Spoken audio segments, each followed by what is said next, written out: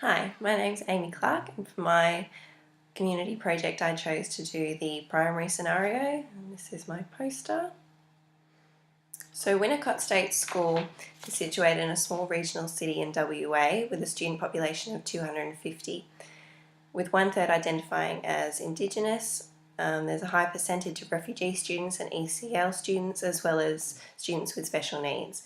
It also is an economically disadvantaged area, and social disadvantage comes along with the community that shows in the school with low motivation and expectations and low ability levels in literacy and numeracy, as well as concerns for disengagement and lack of attendance. I aim to come up with some initiatives and opportunities that support the diversity, advantage, need for incentives and academic skills, and particularly enhancement of family involvement and community connections throughout.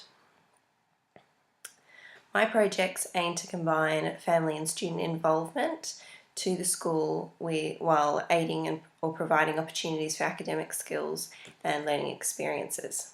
The first of them is the Breakfast Club, running each school morning to provide school students with a healthy meal to start their days, provides incentive to be at school, and guarantees disadvantaged children can access at least one meal to fuel their learning a day. This will help students focus, and behaviour will be better, and families are able to also benefit from having a breakfast if they wish, and meet other families and school staff in the process, or they will be welcome to help cook and serve food in the mornings. Next is the school garden. This environmental initiative benefits children by working in an outdoor learning space, planting and maintaining the garden. This can provide students with a purpose to come to school and tend to the garden and engage in the school's environment, no matter the diversity of class, as everyone can be involved, including Indigenous students who can interact in lessons for them about country. Teachers can use the garden as a link to many curriculum areas, such as numeracy, finding natural resources and covering measurement, literacy, looking at gardening books, using the garden as a setting in a story, arts such as flower printing and drawings, and growing healthy foods to use in the cooking supports health and PE lessons and supports a nutritious diet. Local business such as local nurseries or Bunnings can be a sponsor for initiatives like this, and parent helpers can come in and help provide seeds and tools for their children to use and supervise. Next is the bring a family member to school sessions, as well as the family nights. And they're similar in that they aim families to come into the classroom and interact with the child's learning environment. One is for during the day, when a child's family may wish to come into the classroom to share, career or skill knowledge, or come talk about their culture, where the child may even translate.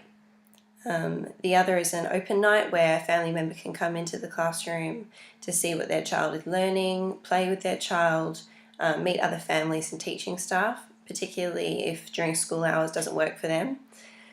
This strengthens classroom and home life ties for the child and pride in their backgrounds and their families that will encourage attendance, as well as provides opportunities for communication, building literacy skills. They require social cultural learning, shows visible learning in a welcoming environment for all. In terms of further community opportunities, students from Winnicott may benefit from local business, Bunnings for gardening gear, Brumbies for breakfast food, retired community members coming in to share their expertise in gardening or photography, or musicians or artists that will fill a gap for especially the refugee students who may have left members of the older community behind in their country of origin.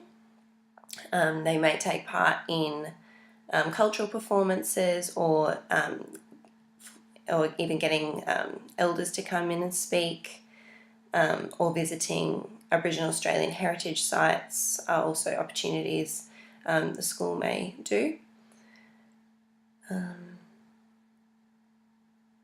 To carry these out, each visitor and teacher must have valid working with children checks. School staff and administrators must be up to date with any court orders. Teachers must get permission forms, and cultural factors must be taken into consideration, such as halal for Muslim students or kosher for Jewish students, as well as working in Aboriginal viewpoints and rituals and taking them into consideration.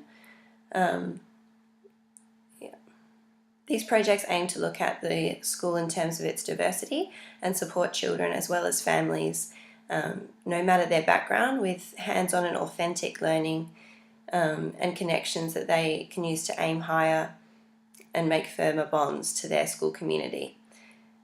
They will keep them engaged, provide incentives to keep them attending school, and supports their sense of identity through celebrating differences and involving families to unite and thrive at school. Thank you for your time.